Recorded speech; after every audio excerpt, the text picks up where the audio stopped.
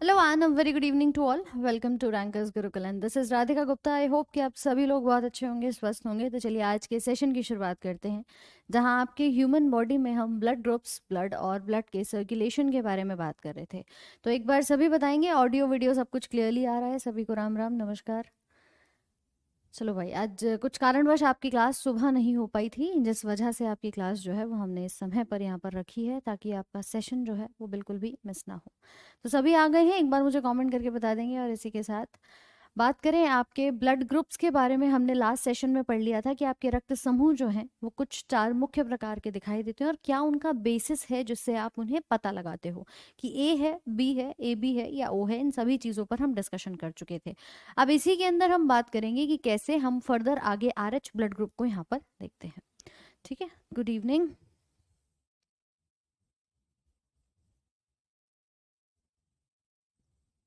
चलो, तो सब कुछ है क्लियर फिलहाल के लिए, आगे बढ़ते हैं और हमारे ब्लड ग्रुप्स वाले पोर्शन को भाई एक बार देख लेते हैं कि क्या कुछ चीज़ें थी। हमने आपकी एक टेबल बनवाई थी जिसमें कहा था कि जो रक्त समूह है वो एंटीजन के आधार पे आप पता लगाते हो कि अगर आपका एंटीजन ए टाइप का है तो आपका ब्लड ग्रुप भी कैसा होता है, ए टाइप का।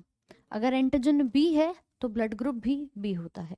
अगर एंटीजन दोनों उपस्थित हैं, ए व बी, तो ब्लड ग्रुप बन जाता है ए बी। और अगर एक भी एंटीजन नहीं है तब हमारा ब्लड ग्रुप ओ बनता है। और इसके विपरीत में हमने टेबल में लिखा था कि एंटी बॉडीज पाई जाती हैं। ये एंटीबॉडी जस्ट इस एंटीजन का अपोजिट होती है, कि जो एंटीजन होता है उसके विपरीत में आपकी एंटीबॉडी तैयार होती है। ठीक है, अच्छा ये समय सही है।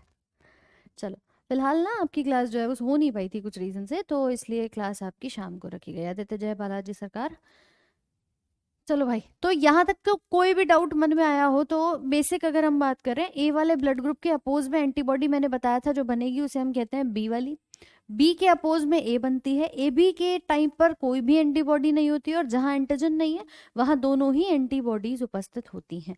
इतनी कहानी हम ऑलरेडी पढ़ चुके हैं हमारे लास्ट वाले भाग के अंदर।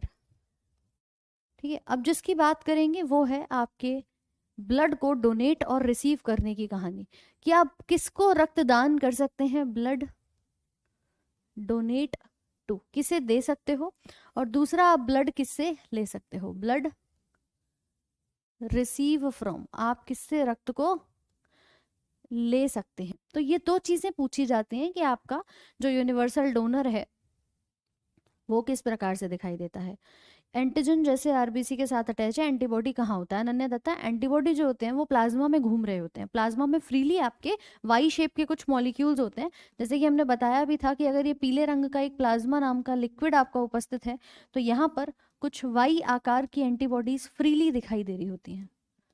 ठीक है, कुछ इस प्रकार से ये आपके ब्लड के अंदर ही बह रही होती है, तो इन्हें हम एंटीबॉडी कहते हैं।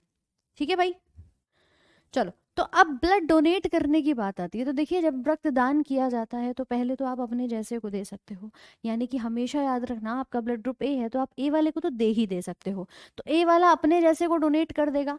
अब किसी और को अगर देना पड़े तो वो उसको दे सकता है जिसके पास घर के बाहर कोई चौकीदार नहीं बैठा हो। तो मुझे एक सिंपल कहानी बताओ कि मैम मेरे ना घर के बाहर गार्ड बैठा है, और गार्ड बैठा है तो वो हर किसी अनजान व्यक्ति को तो अंदर नहीं आने देगा ना।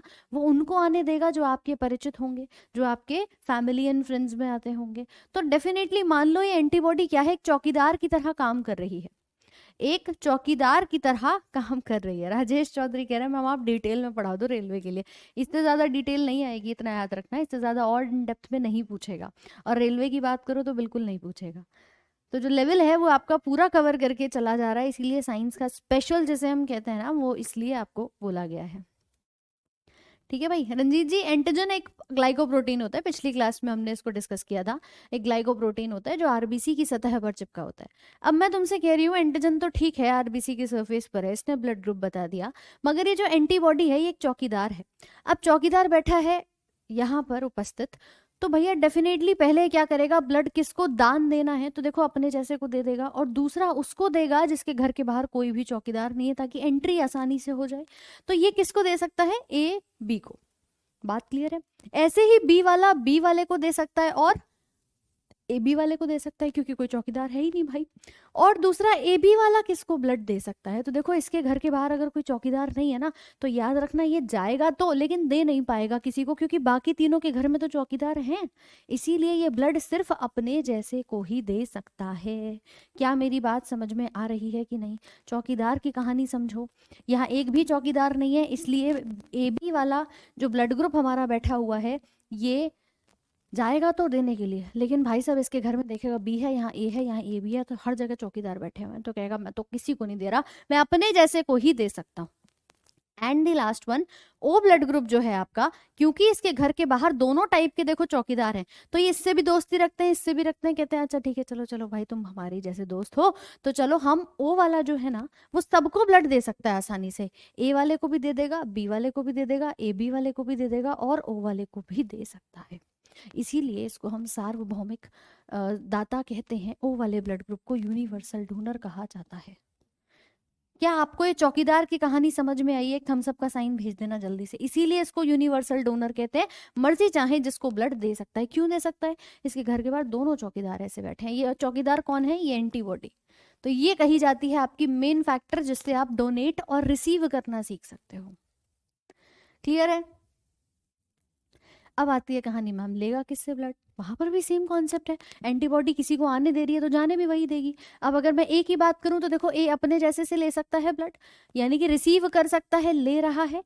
और किससे ले सकता है? वो है ओ वाला, क्योंकि इसकी मित्रता है इन दोनों से, इसके पास दोनों प्रकार की एंटीबॉडी है, तो ये ओ वाले से ले सकता है। सिमिलरली बी और ओ से। अब ए बी वाला ब्लड किससे लेगा? क्योंकि देखो घर के बाहर ना इसका कोई भी गार्ड नहीं है। इन दोनों के लिए तो मित्रता थी, लेकिन इसके घर के बाहर कोई गार्ड नहीं है, और गार्ड नहीं है तो जो मर्जी अंदर घुस जाएगा, तुम रोक ही नहीं पाओगे वहां पे, आप रोक नहीं पाएंगे वहां पर। इसीलिए कहा जाता है कि ए बी वाला जो है, ये ब्लड सबसे ले लेता है, यानी कि सब इसके घर में प्रवेश कर जाते हैं, और ओ वाले के घर में कोई प्रवेश नहीं कर पाता। क्या ये बात क्लियर हुई? सर्वग्रही।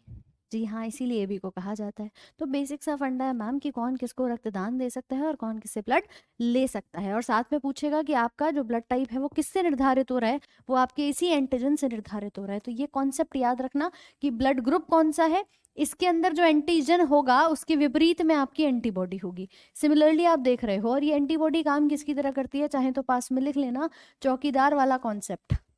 ये चौकीदार ही क्या करता है? गार्ड है, एंट्री और एग्जिट को चेक करता है। ठीक है, चलो। कुछ ग्लिच था टेक्निकल ना, जिसकी वजह से आपकी पिछली 2 क्लासेस की पीडीएफ नहीं पहुंच पा रही थी, मतलब पहुंच गई थी लेकिन बच्चों को शो नहीं हो रही थी। तो फिलहाल वो रिजॉल्व कर दिया गया है। तो आप लोगों को भी जो पीडीएफ है वो अभी मिल जाएगी, क्लास के बाद चेक कर लेना। आपकी जितनी भी पिछली 3 क्लासेस में प्रॉब्लम आ रही थी उससे पहले वाली सब लाइंड अप है, तो आप लोग एक बार गो थ्रू कर लेना। ठीक है, चलो। ओ नेगेटिव पॉजिटिव का चक्कर अभी पढ़ेंगे। ये टेबल समझ में आई और आ गई है तो एक बार जल्दी से इसको बना लो फटाफट से। ए बी को कहते हैं यूनिवर्सल एक्सेप्टर, प्राप्तकर्ता, स्वीकर्ता जिसे हम कहते हैं, और ये डोनर कहलाता है। इसको एक बार जल्दी से बना लीजिए। यश अभी बात करेंगे इसके बारे में। ठीक है, ओ वाला जो ब्लड है, हाँ अच्छा यहाँ पर लिख लेना, ओ वाले से ले सकता है। ठीक है, ओके ओके ओके, डन।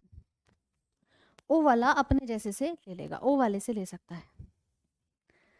ठीक है, किसी से भी नहीं लेगा तो सोचो कहानी क्या होगी कि जब ओ वाले को जरूरत पड़ती है तो वो बेचारा ढूंढता रह जाता है, उसको ब्लड नहीं मिलता। ओ वाले इतने रेयर होते हैं, खास तौर पर ओ नेगेटिव वाले। ठीक है, तो इसको बना लो एक बार फटाफट से।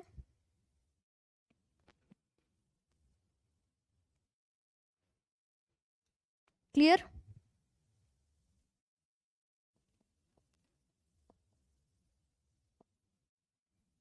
रूना कुमारी, मैं सेम चीज़ अभी आपसे बोल रही हूँ भाई। देखो पीडीएफ की जो प्रैक्टिस शीट्स हैं, आपकी क्लास की पीडीएफ है ना, ये अपलोड हो चुकी थी, लेकिन दिक्कत क्या आ रही थी कि कुछ ग्लिच की वजह से स्टूडेंट्स को शो नहीं हो रही थी। तो अभी आज आपकी इस क्लास के बाद चेक कर लेना। आज भी इसके ऊपर काम हो रहा था, तो आपकी जितनी भी पीडीएफ हैं, जो भी प्रैक्टिस शीट्स हैं, वो आपको आज रात तक मोस्ट प्रोबेबली सब कुछ शो हो जाएगा। तो आप लोग अपनी प्रैक्टिस भी शुरू कर सकते हैं, जिसमें एक सेल की आपकी पीडीएफ है, प्रैक्टिस शीट है, एक आपके विटामिन टॉपिक की प्रैक्टिस शीट होगी, उसमें सारा कार्बोहाइड्रेट और विटामिन प्रोटीन के ऊपर क्वेश्चंस मिल जाएंगे, और उसके बाद एक शीट होगी आपके ब्लड के ऊपर। तो इनको ज़रूर से आप प्रैक्टिस कर लेना। तो प्रैक्टिस शीट्स भी आपकी उपस्थित करा दी गई हैं, अपलोड करा दी गई हैं, और साथ में आपके लिए जो पीडीएफ है लास्ट के 3 क्लासेस की, ऑलराइट, चलो। तो भाई ये हमारे जो मुख्य ब्लड ग्रुप होते हैं उनमें एबीओ ब्लड ग्रुप सिस्टम आता है। अभी दूसरा जो हमारा ब्लड ग्रुप सिस्टम हमने पढ़ा था वो था आरएच ब्लड ग्रुप। ये आरएच रक्त समूह में जो आरएच है, ये नाम है रीसस मंकी का। इसकी फुल फॉर्म अगर आपसे पूछी जाए कि आर एच की फुल फॉर्म क्या है, तो आर एच वर्ड हमने कहाँ से लिया, इस रीसस नाम के बंदर से लिया था। दरअसल बात क्या थी कि सबसे पहली बार ये जो ब्लड ग्रुप है ये इस रीसस नामक बंदर में ही मिला था, उसके अलावा नहीं मिला था। ठीक है, रीसस नाम के बंदर में ही सबसे पहले मिला था। अभी आप आज एट प्रेजेंट बात करोगे कि मैम ये ब्लड ग्रुप कहाँ कहाँ उपस्थित है, तो ये सिर्फ रीसस बंदर में है और दूसरा आपके जो मानव है उनके अंदर पाया जाता है। तो ये रीसस मंकी में क्या था, फर्स्ट डिस्कवर्ड। रीसस बंदर में सबसे पहले पाया गया रक्त समूह, यही कहलाता है आपका आरएच रक्त समूह प्रणाली।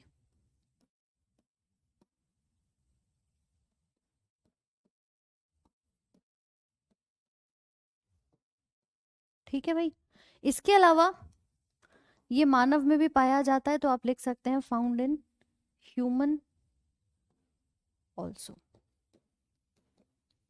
मानव में भी उपस्थित। अब आप कह रहे हो कि ये मानव में भी है, मानव के अंदर तो या तो ए होता है या बी होता है या ए बी होता है या ओ होता है, ये चार प्रकार के ब्लड ग्रुप हैं। तो हमने तो आज तक नहीं पढ़ा कि भाई इसमें बी मतलब आर एच लिखा हो कहीं पर, बोलो क्यों भाई, पढ़ा है कि नहीं?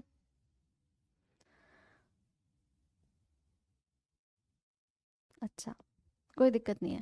तो आप जब मानव के अंदर बात करते हो ना, तो ये ब्लड ग्रुप केवल दो जगह दिखाई देगा। एक तो हमने बात करी उस मंकी के बारे में, उस बंदर के बारे में, दूसरा हमने बात की मानव के बारे में। तो देखो खोज हुई थी इसलिए बंदर में तो है ही है, लेकिन जैसे ही आप मानव की बात करोगे ना, अगर आपकी बॉडी में ये वाला फैक्टर है तो आप अपने ब्लड ग्रुप के आगे क्या लगा देते हो, पॉजिटिव का साइन। आपके बॉडी में चेक किया गया, आपके एंटीजन की सतह पर एक ग्लाइकोप्रोटीन चिपका हुआ था जिसका नाम था ए, तो आपने कहा मैम मेरा ब्लड ग्रुप ए है। लेकिन उसने ये भी चेक किया कि क्या आपके बॉडी में ये वाला फैक्टर है, आर एच ब्लड ग्रुप है कि नहीं है। तो आप वहां पे जब देखते हो तो आपको दिखा कि अच्छा ये है, तो आपने फटाफट से ए के आगे पॉजिटिव लगा दिया, और मान लो ये नहीं मिला तो आप ए के आगे नेगेटिव लगा देते हो।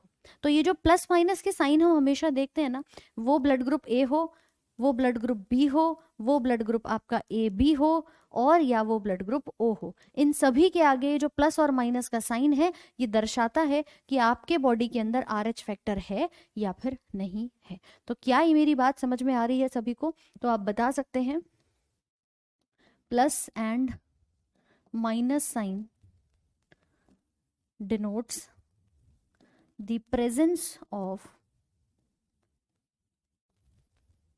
RH factor। ठीक है भाई, ये चाहो तो आप अपना लिख सकते हो, आप यहाँ पर लिख लेना कि प्लस व माइनस का चिन्ह आर एच समूह की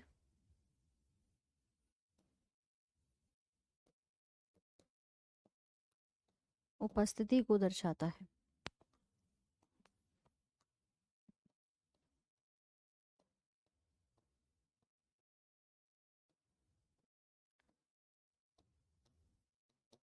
तब जाकर आपके ये पॉजिटिव और नेगेटिव का जो साइन है वो यहाँ पर बन जाता है। क्या मेरी बात सभी को क्लियर हो गई है? शीट अपलोड की थी मैम, वो देख ही नहीं रही हैं ना भाई। शीट की मैंने तुम्हें अभी बताया, शीट तुम्हारी रात तक एक बार चेक कर लेना, ये आपको दिखाई दे जाएंगी। थोड़ा ग्लिच था जिस वजह से आपको दिख नहीं रही थी। शोभित भैया ठीक है? रौनक क्लास 4:30 बजे से चल रही है। मुझे बताओ यहाँ तक सब कुछ क्लियर हुआ कि नहीं? आनंद आ रहा है पढ़ने में? प्लस होगा तो आर एच होगा, और नहीं होगा तो नेगेटिव होगा, है ना? होना प्लस का साइन बताता है, नहीं होना आपका माइनस का साइन यहाँ पर बता देता है।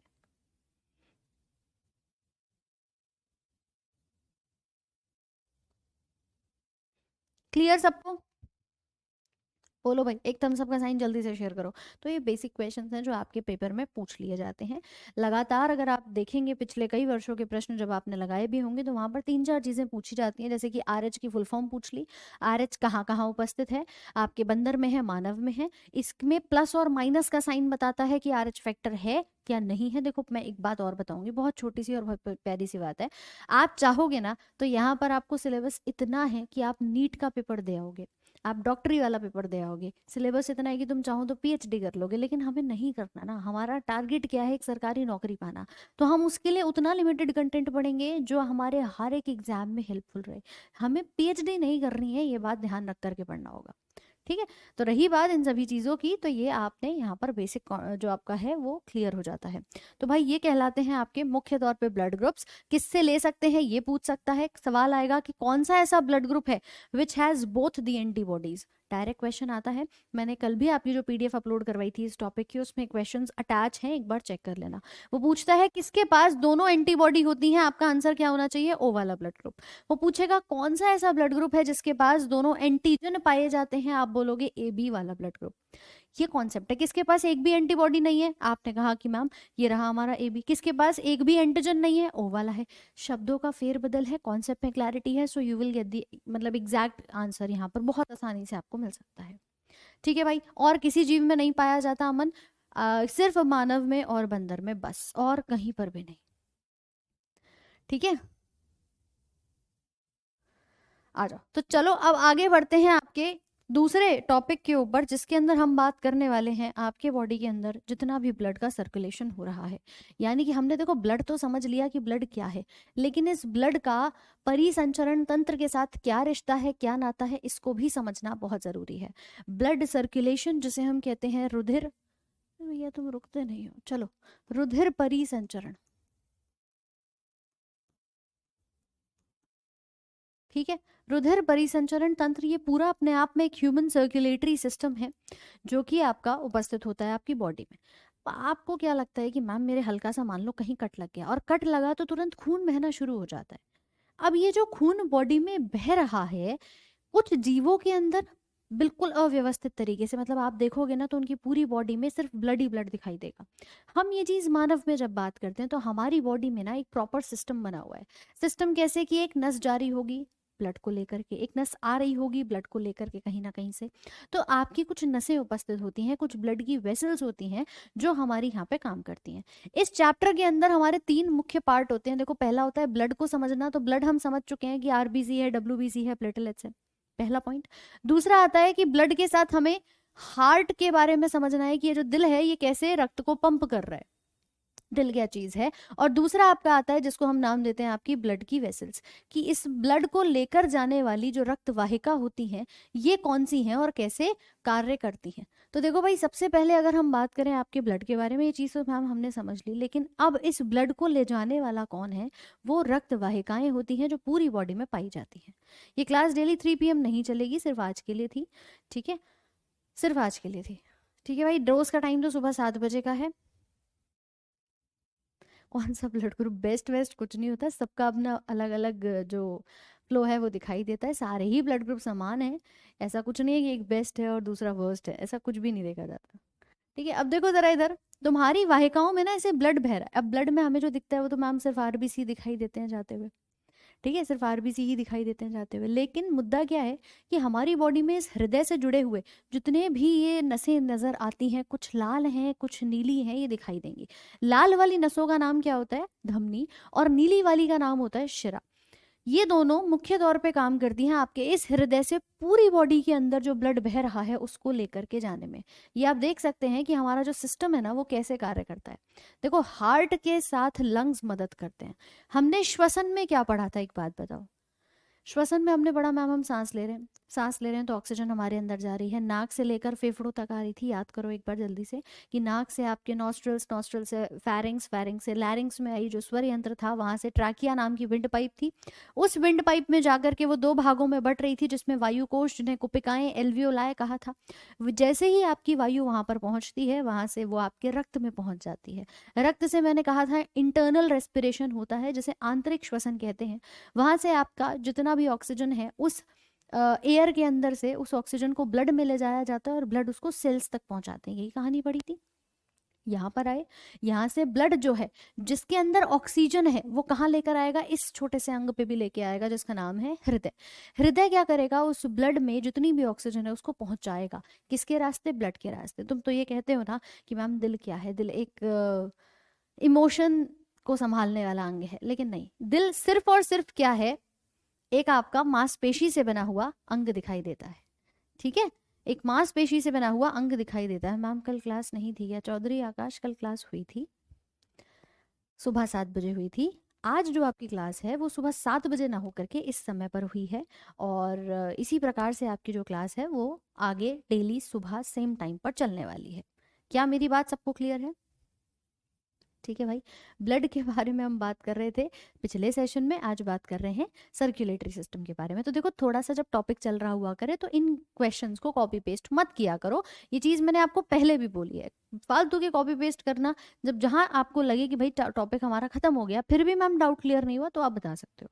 ब्लड हमने बढ़ाया, ब्लड ग्रुप्स बढ़ाए, इसके अंदर अभी 2 टॉपिक आपके रहते हैं जो हम ब्लड इस हार्ट को समझने के बाद पढ़ेंगे, जिसका नाम है एरिथ्रोब्लास्टोसिस फीटलिस, अभी किसी के मन में आ रहा हो, और एक ब्लड ग्रुप होता है बॉम्बे ब्लड ग्रुप। तो इन दोनों टॉपिक्स को हम जब हार्ट आपका क्लियर हो जाएगा उसके बाद पढ़ेंगे, क्योंकि कनेक्शन बिल्ड करना बहुत जरूरी है। तो तुम ये मत बताओ कि मैडम क्या पढ़ना रह गया है, तुम जो पढ़ाया जा रहा है उसको पढ़ लो और आपके हर एक टॉपिक को क्लियर कराया जाएगा। ठीक है भाई, है ना? ये देखो अस्थमा होने का क्या रीजन है, पढ़ लो यार, पढ़ लो। प्रैक्टिस शीट रात तक तुम्हें सारी शो हो जाएंगी एप्लीकेशन पर ही, पीडीएफ हो, प्रैक्टिस शीट हो, समय सुबह 7 बजे का है, ये सारी बातें आप सुन लीजिए। आपका सिलेबस समय से क्लियर और पूरा करा दिया जाएगा, उसकी टेंशन आप बिल्कुल भी मत लीजिए। बाकी मैं एक ही चीज़ आपसे हर बार हर क्लास में रिक्वेस्ट करती हूँ कि क्लास के अंदर पेशेंस के साथ टॉपिक पर ध्यान दिया करिए। पेड बैचेस इसीलिए रहते हैं कि बाकी के कमेंट्स को ज़्यादा ना लिया जाए। अगर कोई डाउट रहता है तो टॉपिक के अंत में आप उसको पूछ सकते हैं। क्लियर? कल आपकी जो क्लास है, यानी कि कल दिन है आपका बुधवार का, तो कल सुबह 7 बजे आपकी क्लास नहीं होगी, आपकी क्लास परसों होगी, और कल वाली क्लास को हम सैटरडे और संडे में कवर करेंगे। तो क्लास आपकी सैटरडे और संडे में रहेगी। तो ये चीज़ मैं आपको पहले ही क्लियर कर दूं कि कल क्लास नहीं है आपकी साइंस की, क्लास आपकी सैटरडे और संडे इस बार दोनों दिन होगी। जो आने वाला अभी आपका सैटरडे और संडे है। ठीक है, अब कोई डाउट हो तो बता दो, वरना फिर मैं आगे टॉपिक को बढ़ाऊँ। फिर तुम बीच में कहते हो कि मैम टाइमिंग और शीट का डाउट खत्म करो, है ना? ठीक है, खत्म, आगे बढ़े। चलो, तो हमने कहा कि भैया हमने सांस ली, उसमें ऑक्सीजन आई थी, ऑक्सीजन हमारे हार्ट तक गई, और हार्ट सिर्फ और सिर्फ एक ऐसा ऑर्गन है जो आपके बॉडी के अंदर ब्लड को पंप करता है। आप सबने घर में कूलर देखा है? हाँ भाई, घर में कूलर सबके हैं। कूलर में क्या होता है, एक मोटर लगी होती है, और वो मोटर क्या करती है, आपके जो विंडोज होती हैं कूलर की तीनों, वहाँ पानी सप्लाई करती है। यही करती है ना मोटर की, उस पर भी पानी फेंक दिया, इस पर भी पानी फेंक दिया, तो मतलब चारों तरफ पानी का सर्कुलेशन कर रही है। ऐसा ही हमारा ये दिल है, ये हृदय है, ये हार्ट हमारा मांसपेशी पूरी तरह से मस्कुलर है, इसके अंदर कोई भी हड्डी नहीं है, पहली चीज। दूसरा कि ये मेन काम जो करता है वो आपके पूरी बॉडी में ब्लड को सप्लाई करना। तो जस्ट एक मोटर है, एक मशीन है जो काम किसका करती है, आपके बॉडी में ब्लड के सप्लाई करने का। तो रुधिर का जो पूरा परिसंचरण है वो इस हृदय के द्वारा किया जाता है। अब अगर मैं बात करूं इसकी खोज किसने करी थी, तो भाई ये शख्सियत थे जिनका नाम था sir William Harvey.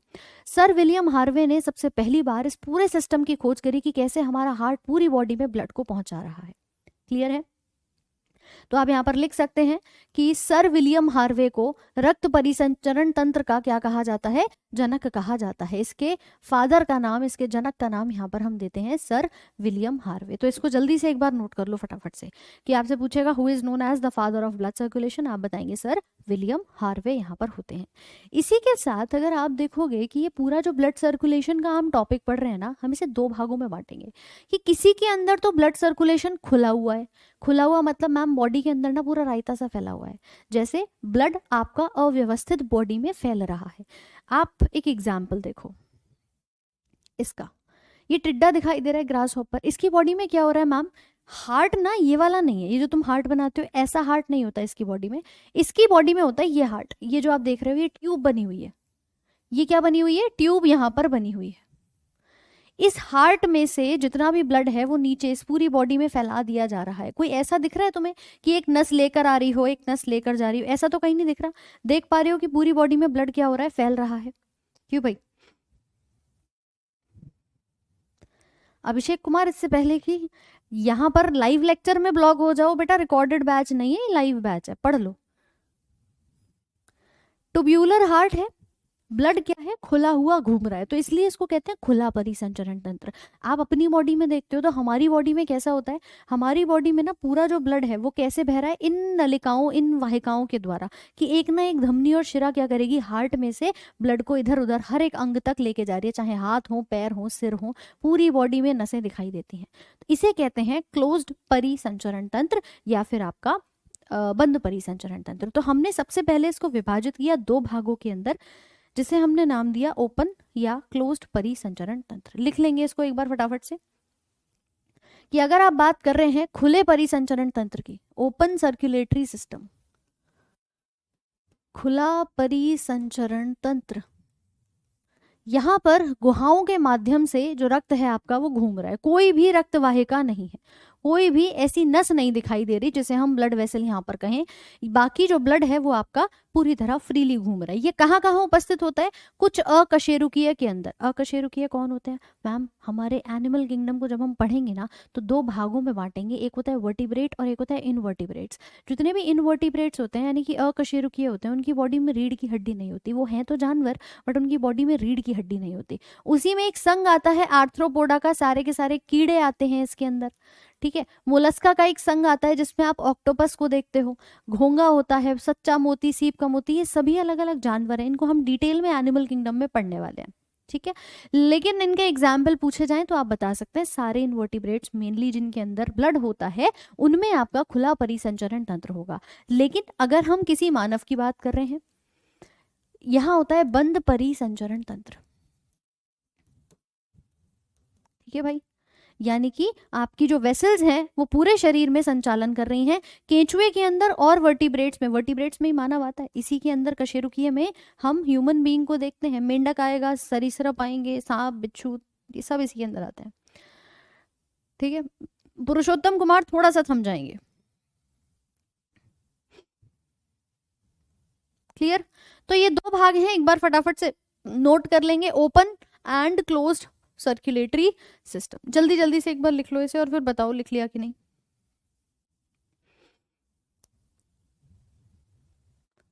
Open and closed circulatory system, clear है, कोई डाउट, कोई समस्या, ठीक भाई। अब आप कह रहे हैं मैम कुछ ब्लड वेसल्स होती हैं जो ब्लड को लेकर के जाती हैं, तो वो ब्लड वेसल्स कौन सी होती हैं ये हमें समझना है, जो हमारे ब्लड को कैरी कर रही हैं, ठीक है। ये लिख लिया, फटाफट से बताओ एक बार। हार्ट लेफ्ट में नहीं होता, अभी इसके बारे में भी बात करेंगे।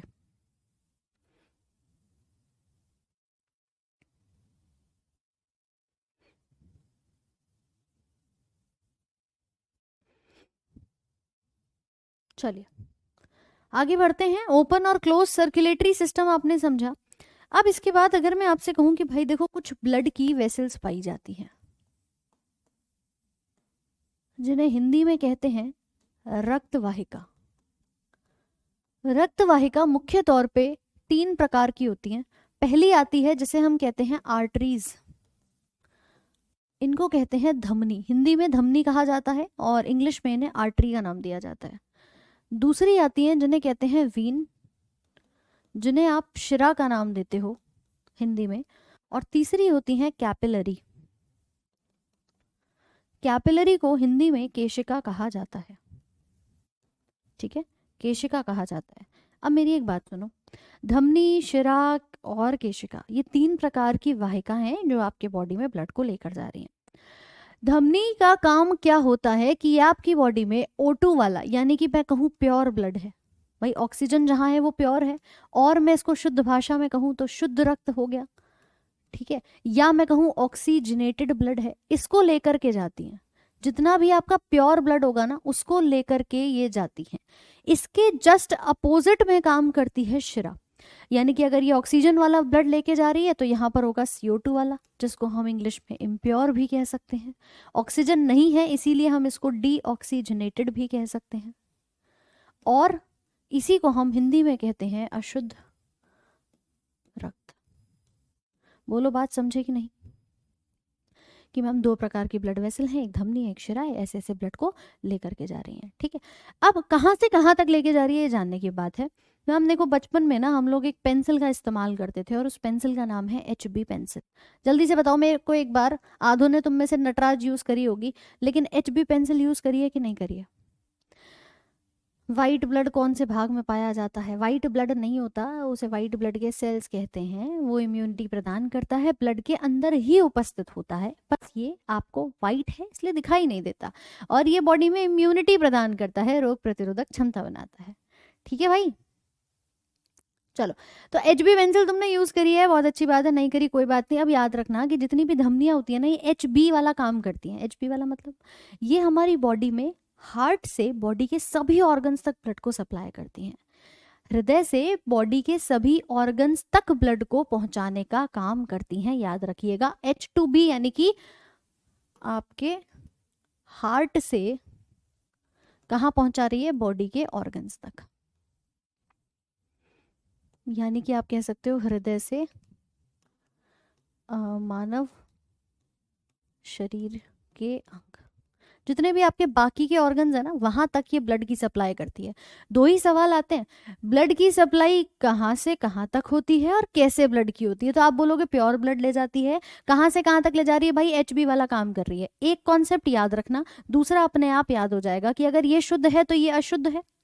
अगर ये हार्ट से बॉडी तक लेकर जा रही है तो इसका उल्टा काम ये कर रहा होगा, यानी कि ये बॉडी से आपके हार्ट तक लेकर के जा रहा होगा। क्यों भाई, समझ में आया कि नहीं आया? जल्दी से मुझे एक थम्स अप का साइन भेज दो। मैम ये दो प्रकार की धमनियां होती हैं, दो प्रकार की आपकी वाहिका हैं, ये जो जा रही होगी वो लाल रंग की होगी और ये वाली जो जा रही होगी वो नीले रंग की होती है। इसको थोड़ा और सुंदर सा नीला बना देते हैं, देखो। ठीक है, ये होती है नीले रंग की, मतलब इसमें ब्लड जो होता है वो आपका कुछ हरा और नीला कलर का दिखाई देता है। आप कभी अपने हाथ पे देखो, इधर सुन लो भाई, पहले हाथ पर ही देखो, कभी तुम अपने हाथ के ऊपर वाले हिस्से को देखोगे यहाँ पर भी तो कुछ नसें दिखती हैं, और वो नसें तुम्हें कैसी दिखाई देती हैं? हरी और नीले कलर की, कुछ ग्रीनिश ब्लू कलर दिखाई देता है। देख लो जरा, अभी अभी लाइव क्लास में ही देख लो, है दिख रहा है?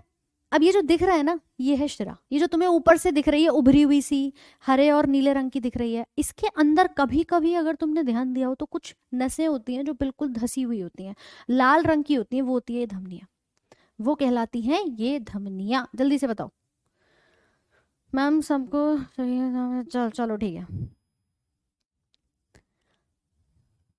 हर्ष कुमार, ये तुम्हारा काम थोड़ी है ढूंढने का, ये बताओ। ब्लड ग्रुप तभी तो तुम पैथोलॉजी में जाके अपना ब्लड टेस्ट कराते हो, तुम्हें खुद से थोड़ी ढूंढना है कि लाओ मैं अपना खून निकालूं, ढूंढूं उसमें कहाँ एंटीजन है। आपने नहीं ढूंढना, ये काम लैब में होता है। बस इतना याद रखना कि अगर एंटीजन क्वेश्चन में दे दिया ए तो ब्लड ग्रुप ए है। ठीक है, तो ये आर्टरी है, शिरा है। आपकी सबसे बड़ी इन ये ब्लड वेसल्स हैं सारी, आपसे पूछे सबसे बड़ी ब्लड वेसल कौन सी है, सबसे बड़ी रक्त की वाहिका कौन सी है, तो आप बताओगे मैडम यही वाली है। इसको बना देते हैं, धमनी को आगे लिख देना लार्जेस्ट ब्लड वेसल, यानी कि सबसे बड़ी रक्त की वाहिका। अब बात क्या आती है कि मैम दो तो आपने मुझे बता दी, अब एक बात बताओ ये तीसरी वाली का काम क्या होगा?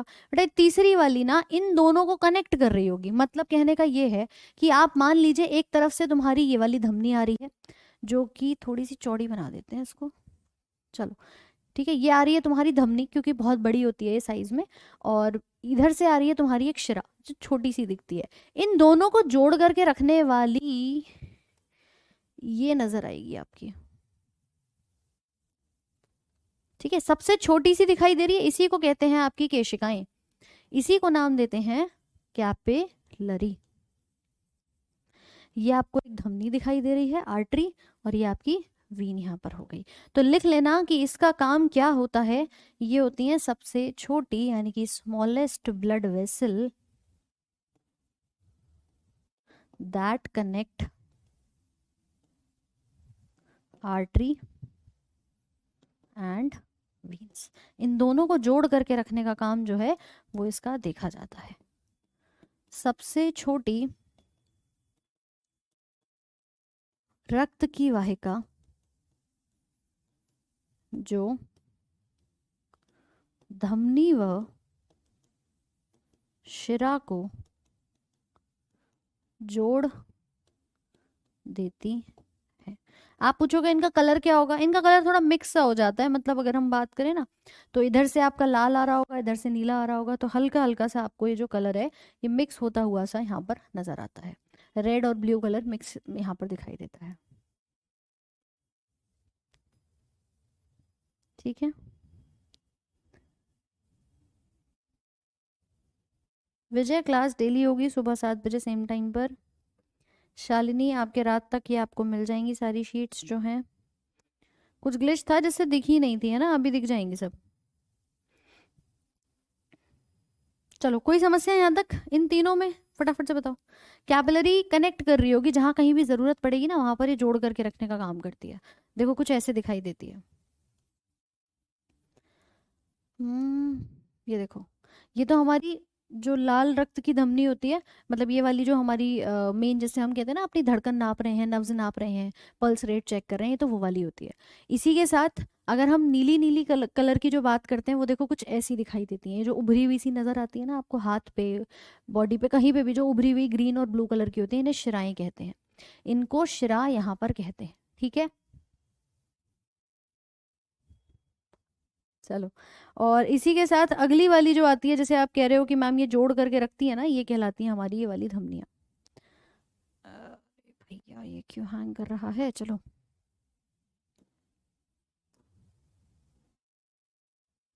देखेंगे। ये नीली वाली वीन आ रही है, उधर से आर्टरी आ रही है, इसको जोड़ करके कौन रख रही है? कैपिलरी कनेक्ट कर रही है। मुझे एक बार फटाफट से बता दो थम्स अप का साइन कि मैम हमको क्लियर हो गया। कैपिलरी ऐसे ही दिखाई देती है। इंजेक्शन जो लगाया जाता है, हाँ इंजेक्शन ऐसे ही लगाया जाता है आपका अंदर की तरफ धमनियों में। ठीक है। भाई ये कहलाता है हमारा पूरा 3 मुख्य ब्लड वेसल। आर्टरी है और छोटा भाग आएगा धमनिका बन जाएगी, वीन है और छोटी बनेगी वेन्यूल बन जाएगी। तो मिल करके यहाँ पर आपकी ये बच जाती है। तो आगे बात करते हैं अगले भाग के बारे में, कि हमने ये सब तो देख लिया मैम कि हमारी ये 2 प्रकार की मुख्य तौर पे वाहिकाएं जो हैं वो पाई जाती हैं, और इसी के साथ यही वाहिका क्या कराती हैं? आपके बॉडी में सर्कुलेशन कराती हैं। हम अगर मानव की बात करें ना, तो मानव में जैसा अभी हमने समझा कि देखो इधर ऊपर फेफड़े हैं, बीच में हृदय है, नीचे शरीर है, मतलब हम लेट्स सपोज कि ऊपर फेफड़ों से हृदय तक ब्लड आ रहा है, और हृदय के अंदर ब्लड आया और यहाँ से पूरी बॉडी में सप्लाई किया।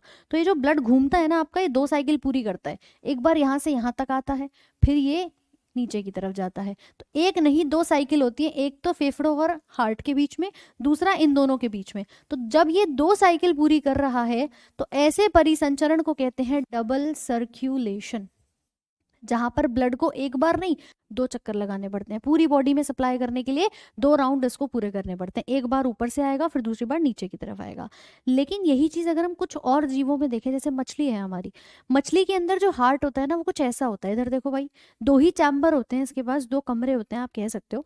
यहाँ से एक बार ब्लड निकलता है, अब इसके पास फेफड़े तो है नहीं, फेफड़ों की जगह होते हैं कुछ गिल्स। तो ब्लड यहाँ तक गया, और यहाँ से फिर पूरी बॉडी के अंदर आया कैपिलरीज में, और यहाँ से फिर हार्ट में चला गया। तो यहाँ सिर्फ एक साइकिल पूरी होती है। तो ऐसे को कहते हैं सिंगल सर्कुलेशन। ये सिंगल होता है और ये डबल होता है। आप देख पा रहे हो ब्लड का जो फ्लो है वो किस प्रकार से आपका दोनों में दिखाई दे रहा है।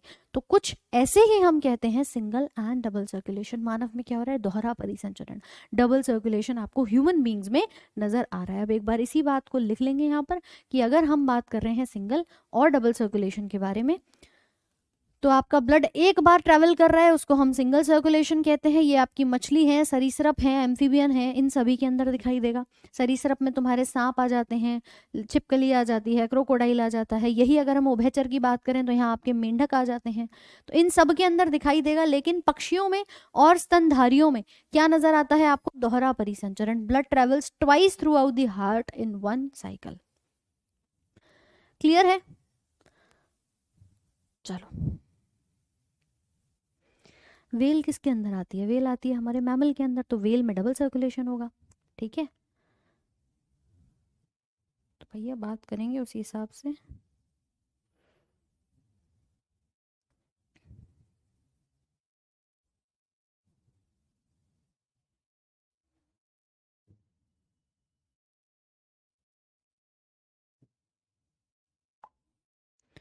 कोई समस्या यहाँ तक किसी को? हमने पढ़ा कि हमारा हार्ट जो है उसके अंदर दो चीजें नजर आ रही हैं, एक तो डबल सर्कुलेशन है, दोहरा परिसंचरण है, दूसरा हमने क्या देखा कि बंद है, क्लोज सर्कुलेटरी सिस्टम है। अब ये हार्ट इन वाहिकाओं के द्वारा, ये जो हमारी अलग अलग ब्लड वेसल हैं इनके द्वारा ब्लड को पहुंचा रहा है, लेकिन ये हार्ट होता कहाँ है और कैसे काम कर रहा है। ठीक है, अब मैं तुम्हें एक छोटी सी चीज यहाँ दिखा देती हूँ। देखो, एक सिंपल चीज समझ लेना, हमारे हार्ट के अंदर 4 कमरे होते हैं। मानव का हृदय है, बहुत ध्यान से समझना, ये समझ गए तो इस पूरे चैप्टर का सार तुम्हें समझ में आ जाएगा। हमने कहा भाई हमारा हृदय है, तुम तो बनाते हो ये वाला हार्ट, लेकिन एक्चुअली में हार्ट ऐसा तो नहीं होता। हम हार्ट को बहुत ही सिंपल तरीके से समझेंगे यहाँ पर। हमने कहा देखो भाई, तुम्हारे फेफड़े ऊपर की तरफ बैठे हुए हैं, ये रहे तुम्हारे लंग्स। ठीक है, हमने कहा ये बीच में हमारे पास जो हार्ट है इसको भी बिठा देते हैं और इसके अंदर 4 कमरे बना देते हैं। 4 कमरे में ऊपर वाले कमरों का नाम होता है ऑरिकल और नीचे वालों का होता है वेंट्रिकल। ऊपर 2 आलिंद होते हैं, नीचे 2 निलय होते हैं। 4 कमरे, 4 कक्ष कहे जाते हैं। ये आपका दाहिना भाग हो गया, राइट वाला भाग, ये आपका लेफ्ट वाला भाग हो गया। तो मैं कह सकती हूँ ये राइट ऑरिकल है। ए का मतलब क्या होता है? ऑरिकल। आलिंद कहते हैं हिंदी में। और वी का मतलब क्या होता है? वेंट्रिकल। निलय कहते हैं इसको। दायां और बायां भाग हमने रिप्रेजेंट कर दिया। नीचे की तरफ क्या है मैम? नीचे बॉडी के सारे ऑर्गन्स हैं बाकी के, यानी कि पेट हो गया आपका, पैर हो गए, और अग्नाशय है, लिवर है, बाकी सारे ऑर्गन्स हमारे नीचे की तरफ आ गए। ठीक है, लंग्स और आपका हार्ट और आपका बॉडी के ऑर्गन्स। क्लियर? अब होगा क्या कि मैम हमारे बॉडी में, जैसे आपने बताया दोहरा परिसंचरण है, तो हमारी बॉडी में ना फेफड़ों से जो हमने सांस ली थी वहां से ऑक्सीजन वाला ब्लड आएगा सबसे पहले इस ऊपर वाले कमरे के अंदर। कहाँ आया? लेफ्ट ऑरिकल में आ गया।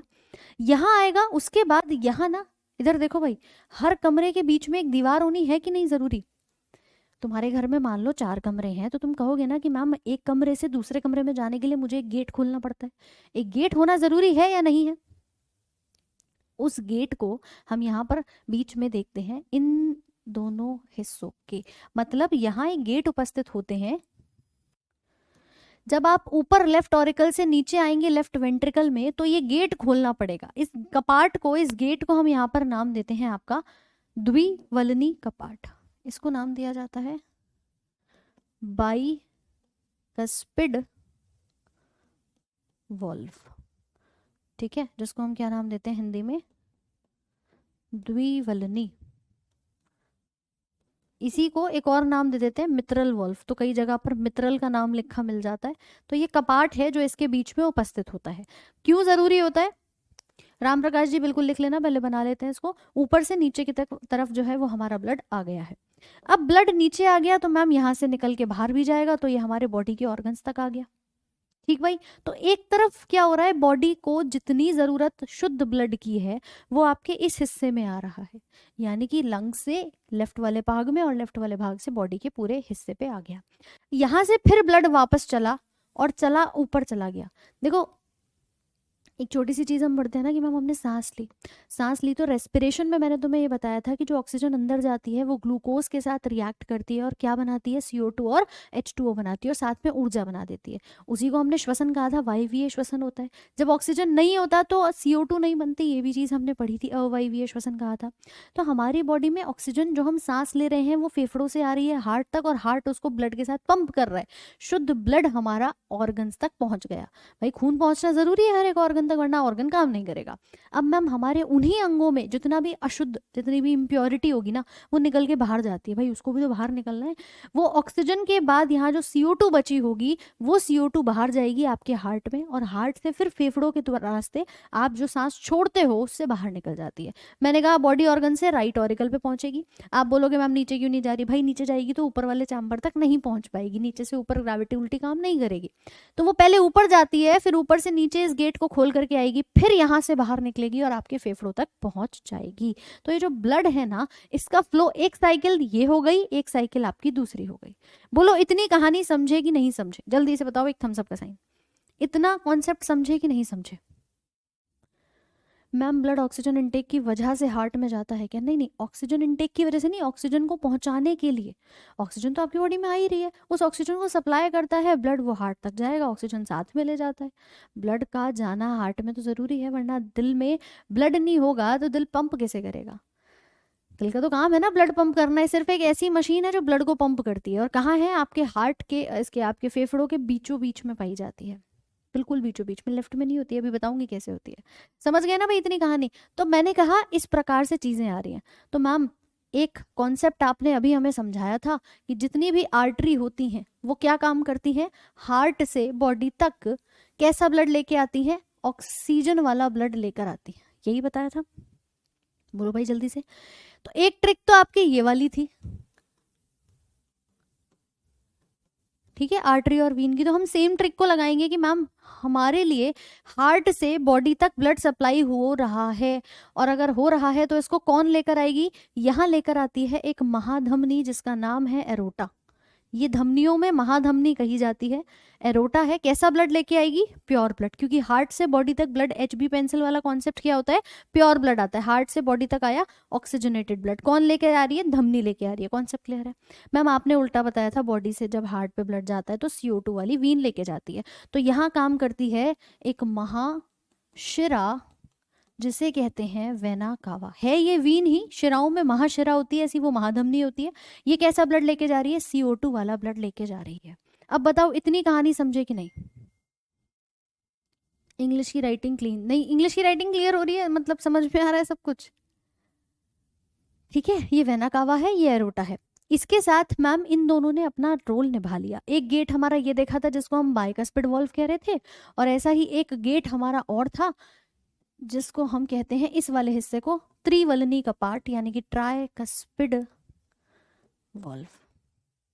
हिंदी में इसे कहा जाता है त्रिवलनी कपाट। अब देखो इंटरेस्टिंग फैक्टर आता है यहाँ पे कि इतना कॉन्सेप्ट तो हम समझ ही चुके थे, क्लियर था मैम, है ना? इतना कॉन्सेप्ट तो क्लियर ही था। जितेंद्र कुमार कह रहे हैं मैम हार्ट अटैक ब्लड के रुकने से आता है क्या? पहले हार्ट समझ लो कैसे काम कर रहा है, फिर heart attack, heart fail, cardiac arrest, सारे रोग पढ़ लेंगे। पहले हार्ट समझ ले, कि बीच में जो तुम इधर उधर की बातें लेके आते हो, भाई रुक जाओ जरा, थम जाओ। एक बार रिवाइज कर लेते हैं, एक बार समझ लेते हैं कि मैम ये हार्ट है, ये लंग्स है, ये बॉडी है। पहले हमने जो सांस ली वहां से हमारी ऑक्सीजन इस ब्लड के साथ, ब्लड आया इस प्रकार से आपके हार्ट में, और हार्ट से आने के बाद कहाँ जाएगा? आपके ब्लड में। हृदय ने मोटर की तरह पंप कर दिया, कहाँ पहुंचा दिया? बॉडी के सारे ऑर्गन्स में। कैसा पहुंचाया? ऑक्सीजन वाला ब्लड पहुंचाया। ऑक्सीजन वाले ब्लड के बाद बॉडी में से उसी ब्लड ने CO2 इकट्ठा कर ली, कि ऑक्सीजन दे दी, CO2 उसने ले ली, और ली तो कहाँ लेके गया? हार्ट के अंदर, और वहां से फेफड़ों तक, और फेफड़ों से बाहर निकाल देगा जब तुम सांस छोड़ोगे। ये बात सबको क्लियर है? अब मैम एक अपवाद आता है। आपने कहा था कि जितनी भी ये धमनियां होती हैं ये आपके हार्ट से बॉडी तक काम कर रही होती हैं, शुद्ध ब्लड को लेके आती हैं। लेकिन एक अपवाद क्या है कि जब हम यहाँ देख रहे हैं ना, कहाँ गया भाई? देखो यहाँ पे फेफड़ों से जो ब्लड आएगा वो आएगा तो शुद्ध ब्लड ही, और जो यहाँ से जाएगा वो जाएगा तो CO2 वाला ब्लड ही। यही होगा मैम, ठीक है? जल्दी से बताओ एक बार, हाँ कि ना? हिंदी इंग्लिश भाई दोनों लिखी जा रही है,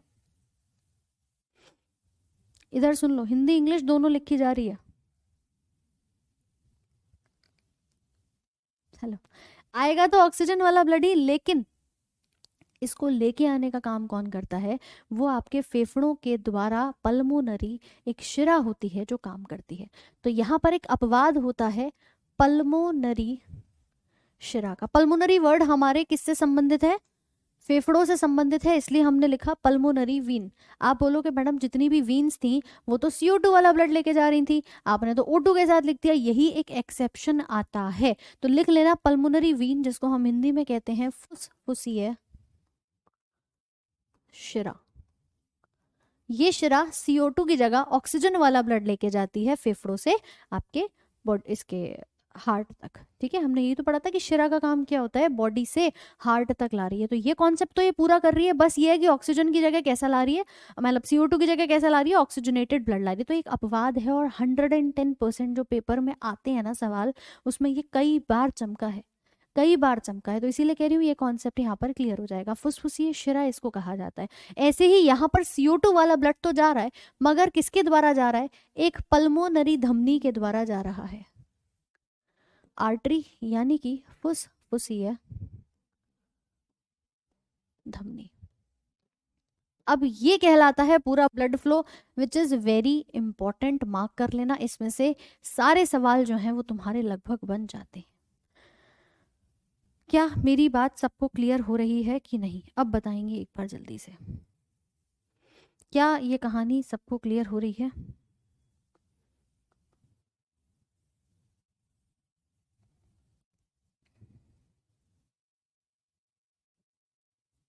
क्लियर? तो भाई यही क्वेश्चन बनते हैं कि कौन सा फेफड़ों से हृदय तक ब्लड लेके जा रहा है प्योर। आप बताओगे ये ऑक्सीजन वाला पल्मोनरी वीन, और आपसे पूछे CO2 वाला, तो ये आपकी धमनी यहाँ पर हो जाती है। तो कुछ ऐसे ही क्वेश्चंस यहाँ पर आप लोगों के बन जाते हैं। ये पूरा जो चैम्बर है ये बहुत इंपॉर्टेंट है। दो चीजें हमने यहाँ पर पढ़ी कि मैम 1 2 3 4, 4 तो कमरे हैं दिल के अंदर, 4 गेट भी पाए जाते हैं। अब देखो गेट 4 कहाँ है, 2 गेट तो हमने ये पढ़ लिए, नंबरिंग डाल लेना यहाँ पर। एक पहला गेट नंबर 1 ये रहा बाइकस्पिड वॉल्व ये वाला, और दूसरा गेट हमारा ये रहा ट्राइकस्पिड वॉल्व। गेट की बात कर रही हूँ। अब जब तुम्हारा ब्लड यहाँ से निकल रहा है ना, तो यहाँ पर भी एक गेट पाया जाता है। इसको हम इस प्रकार से और इस प्रकार से देखते हैं। जब भी ब्लड इन दोनों कक्षों से बाहर निकलेगा तो यहाँ पर भी ये दोनों क्या हैं, हमारे गेट हैं। और इन्हीं गेट को क्या नाम देते हैं भाई? इनको नाम दिया जाता है सेमी ल्यूनर वॉल्व। इन दोनों का एक ही नाम है, सेमी ल्यूनर वॉल्व।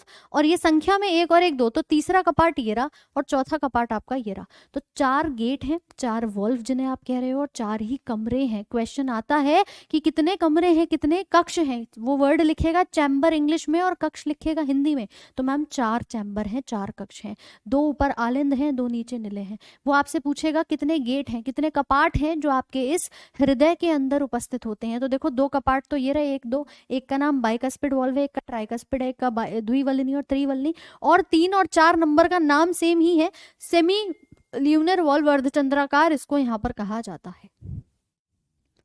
ठीक है, ऊपर लिखा हुआ है फुसफुसीय शिरा, और ये फेफड़े हैं। ये फुसफुसीय शिरा है आपकी जो कि यहाँ पर काम कर रही है। तो भैया ये कॉन्सेप्ट जो है वो आपने याद कर लेना है, क्योंकि ये बेहद इंपॉर्टेंट है। लास्ट स्लाइड में हमने एक तो ये ट्रिक लिखी थी, और दूसरा जो है वो आपका ये भाग लिखा था। ठीक है, इसको बहुत इंपॉर्टेंट मार्क करके लिख लेना, इस पेज को बहुत इंपॉर्टेंट मार्क करके लिख लेना। एक नहीं, दो नहीं, कम से कम तुम्हारे जो भी सवाल बनते हैं उसमें आपके नंबर इन्हीं दोनों स्लाइड से पक्के हो जाते हैं। तो इनको जरूर से अच्छे से याद करना है। ये आपका बेसिक था जो हमने हार्ट का समझा। इसके आगे की कहानी को समझेंगे आपके कल। कल तो खैर क्लास नहीं होगी तुम्हारी, परसों क्लास होगी। ठीक है, कल क्लास नहीं रहेगी, परसों क्लास होगी। ठीक है, तो कल परेशान मत होना। और देखो हार्ट जो दिखाई देता है वो कुछ ऐसा दिखाई देता है। हम जब मानव के हृदय की बात करते हैं, अभी इसमें काफी कुछ हमें पढ़ना है। ये आप देख सकते हैं कुछ इस प्रकार से, ये दिल है। ठीक है, अब तुम कहाँ देख रहे हो इसको? बिल्कुल बीचों बीच में है। तो यहाँ पर इस गुहा का नाम आता है मीडिया स्टीनम। जिस गुहा के अंदर ये मौजूद है मीडिया स्टीनम कहा जाता है। ये दोनों हमारे फेफड़े हैं, लेकिन क्योंकि इसका झुकाव कहाँ हो रहा है? लेफ्ट वाली साइड पर, इसीलिए हम इसको कहते हैं कि दिल हमारा कहाँ है? इसमें लेफ्ट साइड पर झुक रहा है। होता नहीं है यार, होता बीच में है। I hope this is clear. तो ऐसा कुछ हार्ट दिखाई देता है, और ये आपके बंद मुट्ठी के आकार का, मतलब आप जब अपनी मुट्ठी बंद करते हैं तो कुछ इस प्रकार का ये हृदय इतने ही साइज का दिखाई देता है। क्लियर?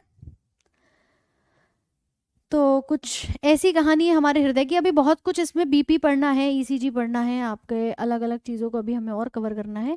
तो एक बार हम क्या कर लेंगे, यहाँ पर इसको अच्छे से आज वाले सेशन को रिवाइज कर लेना। मैं सारी PDF आप लोग की देखकर अपलोड भी करवा दूंगी, इनको अच्छे से रिवाइज कर लेना। और आपका जो अगला क्लास होगा वो परसों सुबह सेम टाइम 7 बजे रहेगा, है ना? कल नहीं। RH की फुल फॉर्म होती है रीसस। ठीक है, रीसस वर्ड लिखते हैं, रीसस फैक्टर इसको पूरा कहा जाता है। ठीक है अखिलेश भाई? भाई कोई समस्या है यहाँ तक? हाँ, PDF आपकी रेस्पिरेशन की और ब्लड की दोनों की मिल जाएगी, जैसे मैंने अभी बताया कुछ ग्लिच था। शुभम कह रहे हैं ma'am please open double circulation. भाई ये स्क्रीन पर लगा हुआ है आपकी।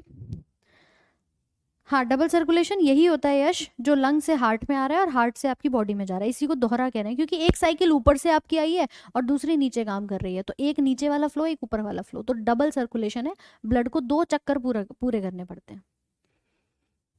ठीक है, और बताओ कोई डाउट? कह रहे हैं कल आराम से उठेंगे, रिवीजन कर लेना अच्छे से, है ना। चलो, संडे को क्लास होगी, संडे वाले दिन कल का तुम्हारा जो बदला है वो मैं संडे को पूरा करूंगी, कल की क्लास संडे में रहेगी, ठीक है। चलिए, तो मिलते हैं आपसे परसों सुबह 7 बजे, तब तक के लिए अपना ध्यान रखिए, थैंक यू सो मच।